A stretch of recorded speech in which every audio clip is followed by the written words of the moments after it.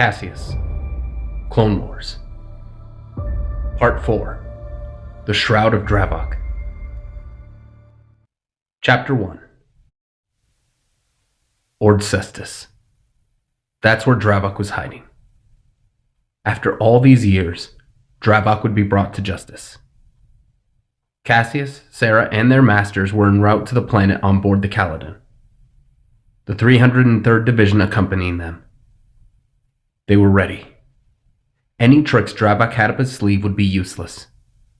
When he realized he was being traced to the Cyrilia sector, he fled. Thanks to the Republic's spies and Master Takai's insight, they found that he had fled to Ord Cestus. They had eyes on him now. There would be no escape for him. Making our approach, General. Good. Keep the fighters on standby in case he tries to flee again. We can't afford to let him slip through the cracks. If he tries anything funny, we'll get a hold of him before he gets that opportunity. Excellent. Captain Kriega, ready our shuttle. I'm going to find Caseus and Sarah. Yes, General. In his quarters, Caseus sat in meditation across from Sarah, who was prepping her gear. You might want to get ready. We just reached Ord Cestus. I've been ready for this day for a long time. Just don't get carried away. You're not the only one who wants a piece of him. Caseus smiled and stood. Let's be sure to give him one for Corbin, too. I wish he was here with us. Me too. But as long as we bring him in, I think Corbin will be more than happy. Caseus stood and affixed his armor. This is it, Sarah. No retreat. No more running. Sarah smirked, cracking her knuckles. And nowhere left to hide. You ready for this?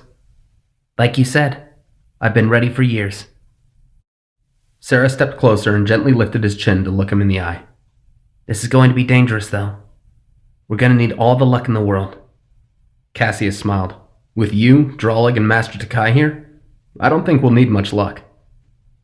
The door opened as Sarah and Caseus quickly broke apart and stood at attention. Master Takai stepped in, accompanied by Dravok. Our ship is ready. Let's go. Caseus and Sarah accompanied their masters to an armored LAAT. Stepping inside, they were saluted by a platoon of the 303rd. We know our mission. Are we all ready? Pilot, let's get this bird in the air. Stand by. All systems ready. Departing now. The ship flew from the hangar down to the planet below, followed by 2 more transports. Our intel says that Dravok has barricaded himself inside of an old industrial foundry. He must be desperate. Don't be so sure, Caseus. Dravok has more than likely anticipated our arrival. No doubt he has traps set for us. But after a scan of the area, we've pinpointed 3 possible entries and exits. While we take the front, our troops will hold their positions on either side of the foundry. Traps or not, we'll have him cornered. Good. We'll see how tough he is when he has nowhere to scamper off to. Remember, Caseus, we need him alive. Yes, Master. Alive. We're making our approach. The foundry is in sight. This is it, Caseus. We can do this, Sarah. I know we can. Their shuttle landed half a mile from the foundry as the other 2 moved closer to block the 2 other exits. The entire area seemed abandoned. This must have been an old industrial sector. What happened here? Our research says that a meltdown at this foundry rendered the area uninhabitable for years. I suppose they never returned to fix it. It should be safe, but stay on your toes. There may be more dangers than just Dravok here. Stepping forward, Caseus contacted his troops and the other 2 LAATs. Be careful, men. It's a bit too quiet for my taste. We'll keep our eyes peeled, sir. You guys do your job and we'll do ours. Copy. Caseus out. Are we ready? Let's go. They started walking forward towards the foundry. Caseus' heart pounded in his chest. For all the danger involved in this mission, he couldn't help but feel a sense of exhilaration. The last time he fought Dravok, he barely stood a chance. But that was 6 years ago. And he was far more confident in his abilities than he had been back then. A Jedi should not want for revenge. And yet Caseus felt he would take a fair bit of pleasure in seeing Dravok finally brought in to face judgment for his actions. As they stepped forward, a mechanical rumbling noise could be heard. All 4 Jedi drew their weapons and surveyed the area. Appearing from overhead were 2 large turrets that took aim at them. Incoming! The turrets began to fire rapidly as the Jedi batted away each shot, pressing forward. Something tells me he was expecting us. Push through. Remember your training. Master Takai pressed forward beyond the others and deflected one of the blasts back at the left turret, damaging it and causing it to shut down. Sarah, care to take this one? With pleasure. Sarah sprinted forward, sidestepping the blasts and leaping into the air, throwing one of her sabers at the turret, cutting it in 2. The Jedi put their weapons back on their belts before continuing onward. Well done, Sarah. Thank you, Master. The main entrance is just up ahead. As they moved forward, Sarah's foot caught on a wire sticking from the ground. Explosions were heard on either side as 2 large metal pillars began to collapse on them. Look out! Caseus and Master Takai reached out with the Force, holding the pillars immobile, as Dravok and Sarah sliced through them with ease, allowing them to drop safely on either side of them. I think Dravok might be losing his touch. Someone who used to be the head of the temple guard should be able to set better defenses. Don't get too confident, Caseus. When backed into a corner, men like Dravok can be especially dangerous. Sarah stepped towards the entrance and saw 2 large, heavy blast doors blocking their path. It looks like the doors are locked. We need a security key. Caseus stepped forward and looked at the door's operation console. I think I might be able to get this open. Reaching into a pouch on his belt, Caseus pulled out a small device and plugged it into the console before entering a few different codes. All right, let's see if this works. Pressing a key, the doors clicked loudly and began to open. Where did you learn that? Corbin taught me. He learned it from Dravok during his lessons with him. Looks like his own tricks are going to be his downfall. The blast doors opened wide as the 4 Jedi stepped inside. All around them were long, rusted catwalks, broken conveyor belts, and hundreds of broken pieces of equipment and tools littering the area. Where to now? We should split up. Caseus, go with Master Takai down the center catwalks and see what you can find. Sarah and I will check the surrounding area. Contact us if you find anything. Okay. Be careful, Sin. You as well. The 2 parties split and went in separate directions. Caseus and his master made their way carefully along the catwalk, keeping an eye out for any possible clues. How do we find him? This place is huge. Reach out, Caseus. Try to sense his whereabouts. Caseus took a deep breath and raised his hand, reaching out through the Force to try and pinpoint Dravok's location. He's close. Very close. Look up there. Caseus pointed to a large command center a few floors above them where the different areas of the factory could be activated and controlled. He's up there. I know it. Then let's go. Looking around, they saw a rusty old ladder and began to carefully climb it. Master Takai took the lead and made it to the top, climbing on the catwalk ahead of the door. Wait here. I'm going to look inside. Be ready if I call. Right. Be careful, Master. Master Takai walked through the open door and looked around the control room. As soon as she did, however, the door shut immediately behind her, trapping her in the room. Master! Caseus turned on his saber and prepared to cut the door open. It's been a long time, Caseus. Caseus' eyes narrowed. He knew that voice. Turning around, he saw Dravok on the catwalk above him. You know, if your plan was to stay hidden, you've done a pretty poor job, Dravok. There's that arrogance I missed so much. Unfortunately, I don't have time to waste with you today. So if you'll excuse me. Dravok turned to flee, but Caseus leapt up onto the catwalk in front of him, holding his blade in a Sarisu stance. Oh, come on. You don't want to miss out on the fun, do you? With a smirk, Dravok activated his lightsaber and threw it at the supports for the walkway below, causing them to fall and block Master Takai's way out of the room. Caseus looked down in surprise before returning his attention to Dravok, who called his weapon back to his hand. I wasn't planning on killing you today. But better now than never, I suppose. You're delusional, Dravok. And you're dead where you stand. Dravok flew at Caseus with incredible speed and unleashed a barrage of attacks against the Padawan. Caseus swiftly deflected Dravok's strikes before unleashing several of his own. Ducking beneath Dravok's strikes, Caseus popped up behind his adversary, kicking him in the back of the head and knocking him to the metal grating of the walkway. I'm not the same kid you fought before, Dravok. You'll find I won't be beaten as easily. Dravok flipped to his feet and glared at Caseus. You think a few years of training can compare with the power I possess? Dravok swung his blade and forced Caseus onto the defensive. Even now, with his mortal enemy trying to kill him, Caseus remained calm. His fear of Dravok was overshadowed by his will to defeat him. Dravok began to swing wildly, his strikes becoming faster and faster as their duel made its way onto a series of large pipes over a steep drop. Catching Dravok's blade in a bind, Caseus forced him off to the side before leaping backwards onto a higher walkway. Ooh, sloppy. Maybe you're having an off day.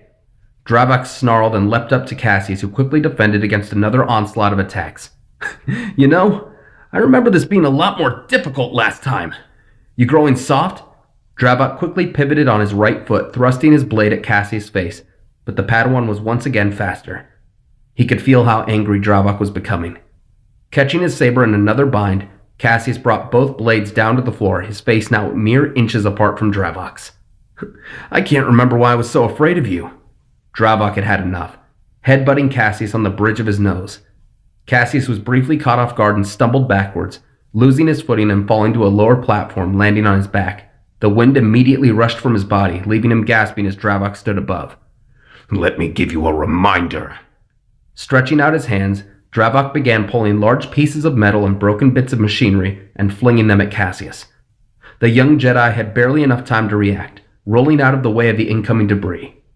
Getting up, he ran across the walkway as Dravok continued hurling objects at him with deadly force. From several floors below, Sarah and Master Dravok heard the commotion. That doesn't sound good. Come on. Meanwhile, Master Takai had nearly finished cutting through the door. As soon as she finished, she saw that Dravok had taken out the walkway. Looking around her, she noticed a few long dangling chains. That'll work. Leaping forward, she grabbed onto the chains and began climbing upwards towards the battle. Caseus was now starting to lose confidence as Dravok's attacks became more unpredictable. He tried what he could to get the upper hand using elements of Ataru, then Makashi, but nothing seemed to be working. Dravok wasn't slowing down. If anything, he was getting angrier. Caseus looked around. There were no more platforms above him or below, just a long drop to the ground below. Dravok pointed his saber at Caseus. I'm going to do what I should have done back on Coruscant. Caseus kept his guard up. You couldn't kill me then. You won't kill me now. Your naivety is no longer amusing, boy. Neither is your constant talking.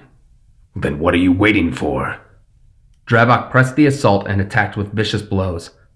From down below, Sarah and Dravok could see flashes of green and blue. Up there, come on! Caseus was sweating. He'd forgotten just how skilled Dravok was. But he wouldn't lose. He couldn't lose. Dravok parried a strike from Caseus and punched him in the jaw, knocking him onto his back. As he raised his weapon to strike him down, a silvery blue blade quickly intercepted the attack. Dravok turned to see his saber locked in a bind with Master Takai. You never were good at checking your surroundings, Dravok. Kukuri. Persistent as ever. Caseus stood on his feet and joined his master as they pressed the attack. Dravok was now forced backwards onto the catwalk. Leaping back to gain distance, he unleashed a force push that staggered master and apprentice. Taking this brief moment, he turned to run, only to find his exit blocked by Sarah and Dravok, weapons ignited. Dravok was surrounded. You can't win, Dravok. There's nowhere for you to run. Stand down and come quietly. Dravok glared at Caseus and looked around. Then he closed his eyes. Caseus knew he wouldn't surrender peacefully. Something was up. In a flash, Dravok leapt from the catwalk, free falling to the ground below, preparing to die rather than surrender. No! Caseus ran towards him and jumped, tackling him mid-air as they fell. Caseus! Dravok and Caseus traded punches and kicks as they fell faster. Looking around, Caseus saw large groups of hanging chains used for lifting large equipment. Reaching out with the force, he grabbed onto one of the chains and gripped Dravok by his cloak, flinging both of them onto a lower platform. Caseus was hurt, but he stood, ignoring the pain. Dravok was slower to stand, clearly staggered by the landing. Caseus pushed Dravok with the force, sending him into a large metal support column. While Dravok was stunned, Caseus used the hanging chains to tie him to the column. Dravok tried to break free, but Caseus rushed forward and held his emerald blade at Dravok's throat. "You are under arrest." Sarah and the others soon arrived, all keeping their blades pointed at Dravok. Master Takai grabbed Dravok's weapon and looked at her former friend in shame before activating her comlink. "Captain, this is General Takai. We have him. Have the restraints ready." Dravok chuckled. "Savor your temporary victory, Kikuri. I won't be your captive for long. And when I get out..." Dravok was suddenly knocked unconscious by a stiff right hook from Sarah. Does this guy ever shut up? Master Dravok looked at his Padawan and back to Dravok, who was now slumped over.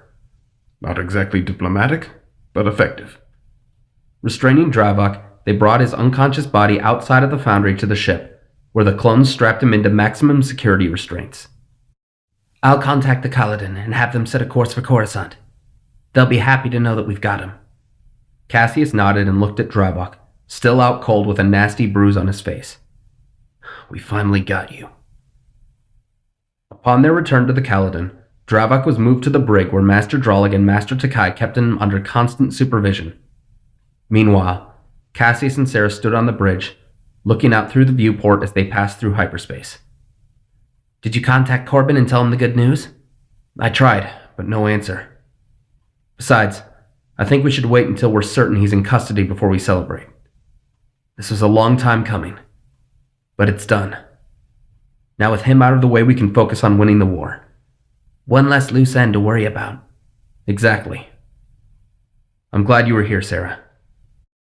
"What, you thought I was going to miss out on an opportunity like this?" Caseus smiled and continued to gaze out the viewport. "Solid punch, by the way." "Why, thank you."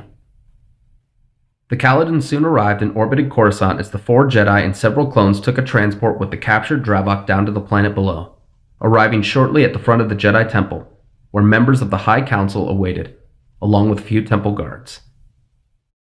Caseus and the others made their way up the temple steps along with Dravok, who was quite unhappy about his current situation. Master Windu stepped forward to greet them. "One traitor, as requested, Master." Well done. All of you. Dravok, you look like you've seen better days. Dravok said nothing, but merely sneered at the Master of the Order. Sindralig stepped forward. We'll prepare the prisoner for his trial immediately, Master. I'm afraid that won't be necessary, Master Jedi. Caseus turned around. From behind Master Windu stepped Supreme Chancellor Palpatine, accompanied by his Senate guard. "Chancellor?" Caseus bowed respectfully as Palpatine came closer. Your bravery has helped to bring this fugitive to justice, young Jedi. The Republic owes you and your companions a debt of gratitude. However, Dravok is hereby to be placed into Republic custody, effective immediately. Caseus was confused as Master Windu stepped forward to speak with the Chancellor. With all due respect, Chancellor, this is a Jedi affair. The Republic has no jurisdiction in this matter. I understand your frustration, Master Windu, truly I do. However, this man did not work alone when committing his crimes. He enlisted the help of a group of Trandoshan mercenaries, am I correct? 2 of which are currently imprisoned in our penitentiary. His conspiring with them makes him guilty by association, and therefore his crimes have affected not just the Jedi, but the welfare of the Republic and the citizens of Coruscant. He will stand trial before the Senate, and I assure you he will be receiving severe punishment for his crimes. But for the time being, however, he is to be released into Republic custody at once. No. Wait, Chancellor. This doesn't need to involve the Senate. We're more than capable of delivering justice ourselves in this matter. I'm sure you are, young Jedi. However, I'm afraid my hands are tied here. When he is safely in custody, I will inform the Jedi Council at once. You may question him then. But for now, this Dravok is no longer your concern. Now, if you'll excuse me, my guards will take care of things from here. Caseus and the others stood as Palpatine's guards escorted Dravok to their transport. "We can't just let him do that, can we?" I'm afraid we don't seem to have a choice in the matter, Sarah. Our loyalties lie with the Republic. And he's right. Dravok's crimes were not limited to the Jedi Order.